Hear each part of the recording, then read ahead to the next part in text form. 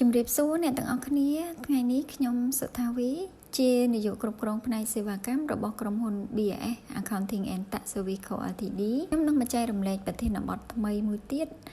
ហើយប្រធានបទនោះគឺយើងនិយាយអំពីខួបក្បាលសម័យថ្មីដែលគណនេយ្យករគាត់ត្រូវមានអញ្ចឹងនៅពេលដែលយើងនិយាយអំពីគណនេយ្យករមនុស្សភាគច្រើនតែងតែគិតថាគឺជាមនុស្សដែលអង្គុយនៅក្នុងការិយាល័យអង្គុយនៅមុខកុំព្យូទ័រនិងគិតលេខជារៀងរាល់ថ្ងៃតែប៉ុណ្ណោះឬក៏ជាការងារមួយដែលគ្រាន់តែសម្រាប់អ្នកគិតលេខបញ្ចូលទិន្នន័យបញ្ចូលវិក័យប័ត្រឬក៏បំពេញតារាង Excel អីទាំងអស់នឹងឯងប៉ុន្តែសម័យបច្ចុប្បន្ននេះគណនេយ្យករមិនអាចមានតួនាទីដូចមុនទៀតទេបន្ថែមពីលើនេះទៅទៀតគណនេយ្យករកំពុងតែកែប្រែខ្លួនទៅជាអ្នកគិតបែបយុទ្ធសាស្ត្រដែលជួយដឹកនាំការសម្រេចចិត្តសំខាន់ៗនៅក្នុងក្រុមហ៊ុនផងដែរដូចអ្នកទាំងអស់គ្នាដឹងស្រាប់ហើយថាសម័យបច្ចុប្បន្ននេះការកើនឡើងនៃបច្ចេកវិទ្យាថ្មីៗដូចជា AI Cloud Accounting ឬក៏ Data Analysis អីហ្នឹងវាបានបំលែងទម្រង់ការងារគណនេយ្យទាំងស្រុងឬក៏អាចនិយាយបានថាសឹងថាអាចជំនួសការងាររបស់គណនេយ្យករទាំងស្រុងតែម្ដងដូចនេះនៅក្នុងពេលតែមួយនេះគណនេយ្យករគាត់មិនអាចមានជំនាញតែជំនាញបច្ចេកទេសទេគាត់ត្រូវមានជំនាញទាំងពីរប្រភេទដែលយើងហៅថាទាំង hard skill និង soft skill នឹងឯងអញ្ចឹងនៅពេលដែលខ្ញុំនិយាយអំពី hard skill និង soft skill អ្នកទាំងអស់គ្នាប្រកាសជាចង់ដឹងហើយថាតើជំនាញទាំងពីរប្រភេទនេះវាមានលក្ខណៈខុសគ្នាឬក៏ដូចគ្នាបែបណាខ្លះអញ្ចឹងខ្ញុំនឹងមកចែករំលែកអ្នកទាំងអស់គ្នាទី1ខ្ញុំនិយាយអំពី hard skill អញ្ចឹងកាលណាយើងនិយាយពី hard skill គឺយើងផ្ដោតទៅលើវិជ្ជាជីវៈគណនេយ្យhard skill គឺជាជំនាញបច្ចេកទេសដែលគណនេយ្យករក៏ត្រូវមានដើម្បីអាចអនុវត្តការងារបានត្រឹមត្រូវតាមស្តង់ដារនិងតាមច្បាប់គណនេយ្យផងដែរហើយវាក៏ជាមូលដ្ឋានសម្រាប់វាស់វែងប្រសិទ្ធភាពការងាររបស់គណនេយ្យករម្នាក់ផងដែរជាពិសេសគឺ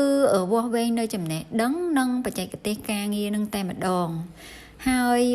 hard skill ដែលគណនេយ្យករម្នាក់គាត់ត្រូវមានគុណវុឌ្ឍិនោះគឺវារួមមានជំនាញដូចជាជំនាញផ្នែកពន្ធដារគណនេយ្យករគាត់មិនមែនមានន័យថាគាត់ចេះតែគណនេយ្យទេគាត់ត្រូវមានចំណេះដឹងនិងជំនាញផ្នែកពន្ធដារផងដែរពីព្រោះថាការយល់ដឹងច្បាប់ពន្ធនិងវិធីគណនាពន្ធបានត្រឹមត្រូវគឺជួយឲ្យក្រុមហ៊ុនអនុលោមតាមច្បាប់ពន្ធបានត្រឹមត្រូវនិងកាត់បន្ថយបញ្ហាប្រឈមនាពេលអនាគតហើយក៏ជួយសន្សំសំចៃប្រាក់ពន្ធសម្រាប់ក្រុមហ៊ុនផងដែរហើយជំនាញមួយទៀតនោះគឺយើងគឺជំនាញវិភាគទិន្នន័យអញ្ចឹងគណនេយ្យករសម័យថ្មីមិនអាចជៀសផុតពីទិន្នន័យទេជំនាញនៅក្នុងការប្រើប្រាស់ Excel Power BI ឬក៏ software អីផ្សេងដើម្បីវិភាគព័ត៌មានហិរញ្ញវត្ថុហ្នឹងព្រោះថាវាគឺជាកត្តាសំខាន់សម្រាប់ធ្វើការសម្រេចចិត្តទៅលើផែនការយុទ្ធសាស្ត្រផងដែរហើយជំនាញមួយទៀតនោះគឺជំនាញរៀបចំរបាយការណ៍ហិរញ្ញវត្ថុចឹងការរៀបចំរបាយការណ៍ហិរញ្ញវត្ថុជាប្រចាំដូចជា balance sheet income statement ហើយនិង cash flow ហ្នឹង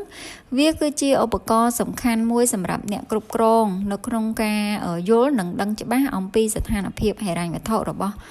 ក្រុមហ៊ុនផងដែរហើយជំនាញមួយទៀតនោះគឺជំនាញសវនកម្មនិងធានាមានន័យថាជំនាញគឺជាជំនាញនៅក្នុងការត្រួតពិនិត្យផ្ទៀងផ្ទាត់និងធានាបានថារបាយការណ៍ហិរញ្ញវត្ថុហ្នឹងគឺត្រឹមត្រូវនិងជួយបង្កើនទំនុកចិត្តចំពោះអតិថិជនក៏ដូចជាភាគីពាក់ព័ន្ធផងដែរហើយជំនាញ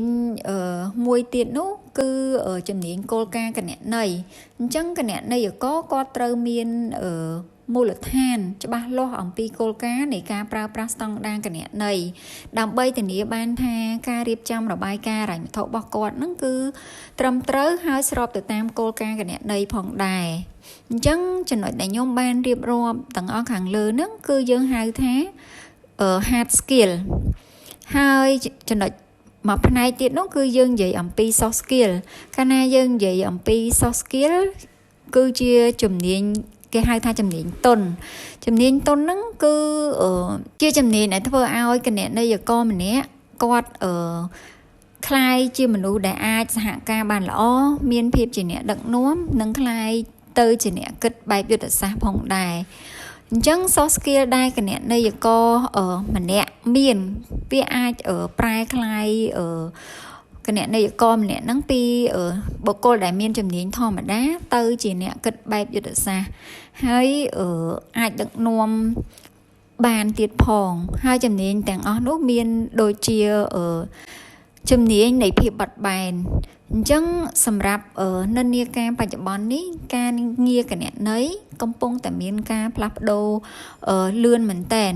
ដែលជាហេតុធ្វើឲ្យគណនេយ្យករគាត់ត្រូវសម្របខ្លួនទៅនឹងបច្ចេកវិទ្យាឬក៏ប្រព័ន្ធថ្មីដូចជា accounting software ឬក៏ AI tool អីជាដើមហ្នឹងហើយជំនាញមួយទៀតគឺជំនាញដោះស្រាយបញ្ហាអញ្ចឹងនៅពេលដែលមានបញ្ហាប្រឈមនឹងទិន្នន័យមិនត្រឹមត្រូវឬក៏កំហុសនៅក្នុងការកត់ត្រាបញ្ជីគណនេយ្យករគាត់ត្រូវមានជំនាញនៅក្នុងការស្វែងរកដំណោះស្រាយដោយប្រើប្រាស់ទស្សនៈនិងបទពិសោធន៍អញ្ចឹងតកតងជាមួយនឹងទស្សនៈនិងបទពិសោធន៍កន្លែងនេះវាអាចនឹងខុសគ្នាទៅតាមបុគ្គលម្នាក់គឺយើងអាចវាស់វែងបានថាជំនាញនៃការដោះស្រាយបញ្ហាហ្នឹងវាល្អឬមិនល្អនៅក្នុងកម្រិតណាព្រោះ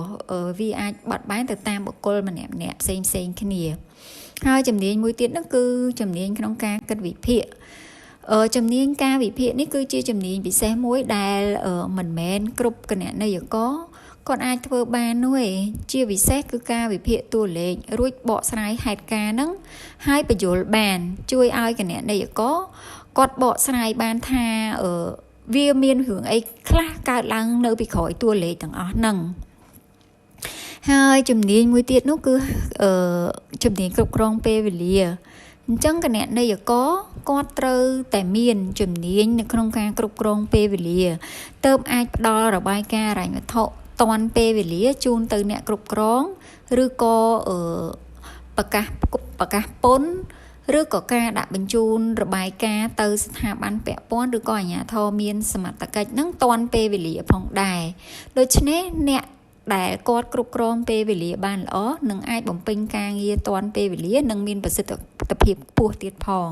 ហើយជំនាញមួយទៀតនោះគឺជំនាញទំនាក់ទំនងអញ្ចឹងគណនេយ្យករមិនមែនត្រឹមតែជាអ្នកជំនាញនៅក្នុងការបង្ហាញតួលេខតែប៉ុណ្ណោះទេតែត្រូវតែជាអ្នកដែលអាចបកស្រាយព័ត៌មានហិរញ្ញវត្ថុឲ្យអ្នកគ្រប់គ្រងឬក៏អតិថិជននឹងយល់បានយ៉ាងច្បាស់ទៀតផងអញ្ចឹងជំនាញដែលខ្ញុំបានរៀបរាប់អំបញ្ញមិញនេះមានន័យថាគឺជាជំនាញ soft skill អញ្ចឹងជំនាញ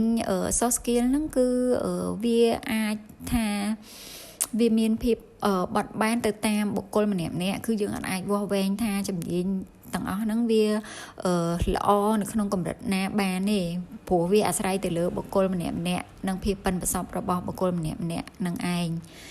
អញ្ចឹងហេតុអីបានជាគណនេយ្យករគាត់ចាំបាច់ត្រូវមានជំនាញទាំងពីរហ្នឹងទាំង hard skill និង soft skill ហ្នឹងអញ្ចឹងដូចអ្នកទាំងអស់គ្នាដឹងហើយថាសម័យបច្ចុប្បន្ននេះការងារគណនេយ្យមិនត្រឹមតែជាការរៀបចំរបាយការណ៍ហិរញ្ញវត្ថុឬក៏ជាការគណនាតួលេខឲ្យត្រឹមត្រូវតែប៉ុណ្ណោះទេគឺវាតម្រូវឲ្យគណនេយ្យករហ្នឹងគាត់មានសមត្ថភាពធ្វើជាអ្នកផ្ដល់យោបល់បែបយុទ្ធសាស្ត្រដែលអាចប្រើទិន្នន័យហិរញ្ញវត្ថុហ្នឹងដើម្បីជួយដឹកនាំអង្គភាពទៅរកការសម្រេចចិត្តយ៉ាងត្រឹមត្រូវផងដែរអញ្ចឹងដើម្បីឆ្លើយតបទៅនឹងតួនាទីថ្មីនេះគណនេយ្យករគាត់ត្រូវមានទាំង hard skill និង soft skill ដើម្បីធ្វើឲ្យការងាររបស់ពួកគាត់ហ្នឹងទទួលបានលទ្ធផលជាអតិបរមា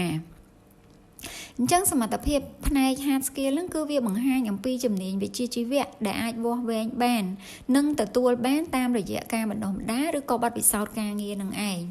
ហើយចំណែកឯសមត្ថភាពផ្នែក soft skill ហ្នឹងគឺវាបង្ហាញពីសមត្ថភាពរបស់មនុស្ស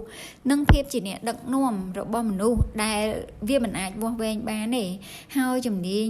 soft skill នេះផងដែរគឺវាពិតជាមានសារៈសំខាន់សម្រាប់ភាពជោគជ័យនៅក្នុងការងារក៏ដូចជាជីវិតប្រចាំថ្ងៃផងដែរ គណៈនៃកដែលមានតែ hard skill គឺគាត់អាចរាយការណ៍នៅអ្វីដែលបានកើតឡើងហើយអាចនិយាយបានថាគាត់ជាអ្នកដែលធ្វើការងារបានយ៉ាងល្អ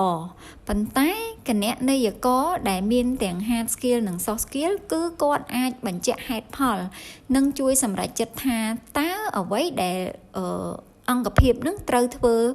ជាបន្តបន្ទាប់ទៅទៀតហើយអ្នកក៏អាចក្លាយជាអ្នកដឹកនាំល្អនៅក្នុងវិស័យគណនេយ្យទៀតផងពីព្រោះថាអ្នកដែលមានជំនាញsoft skill ហ្នឹងគឺមានសមត្ថភាពពិសេសដែលអ្នកដទៃអាចនឹងមិនមានដូចយើងទេអញ្ចឹងសម័យ AI នេះតួនាទីរបស់គណនេយ្យករមិនត្រឹមតែស្ថិតនៅក្នុងការរៀបចំរបាយការណ៍ហិរញ្ញវត្ថុប៉ុណ្ណោះទេប៉ុន្តែវាស្ថិតនៅក្នុងការផ្ដល់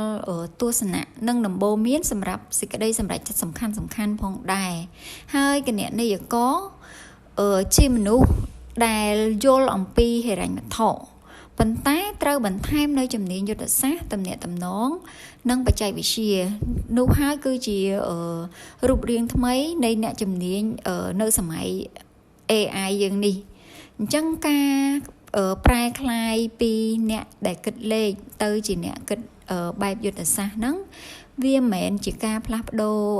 ងាយទេវាគឺជាដំណើរការនៃការអភិវឌ្ឍខ្លួនដ៏វែងឆ្ងាយតែខ្ញុំជឿថាបើអ្នកទាំងអស់គ្នាមានឆន្ទៈមោះមុតនៅក្នុងការរៀនសូត្រនិងបើកចិត្តឲ្យទូលាយទទួលយកនៅអ្វីដែលថ្មីនោះអនាគតនៃវិជ្ជាជីវៈគណនេយ្យនឹងស្ថិតនៅក្នុងដៃអ្នកទាំងអស់គ្នាជាមិនខានអញ្ចឹង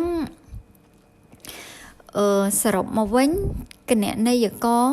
ដែលមានទាំង hard skill និង soft skill មិនត្រឹមតែជាអ្នកបញ្ចូលនិងត្រួតពិនិត្យទិន្នន័យប៉ុណ្ណោះទេប៉ុន្តែគឺជាដៃគូយុទ្ធសាស្ត្រដែលអាចជួយឲ្យអង្គភាពធ្វើការសម្រេចចិត្តបានយ៉ាងឆ្លាតវៃនិងមានចក្ខុវិស័យវែងឆ្ងាយទៀតផងអញ្ចឹងសម្រាប់ប្រធានបទរបស់ខ្ញុំនៅក្នុងថ្ងៃហ្នឹងខ្ញុំមានតែប៉ុណ្្នឹងទេសូមអរគុណអ្នកទាំងអស់គ្នានៅការយកចិត្តទុកដាក់ស្ដាប់សម្រាប់ការចែករំលែកខ្ញុំនៅក្នុងថ្ងៃនេះហើយខ្ញុំសង្ឃឹមថាវីដេអូដែលខ្ញុំចែករំលែកនៅក្នុងថ្ងៃនេះនឹងជួយអ្នកទាំងអស់គ្នាទទួលបាននៅឱកាស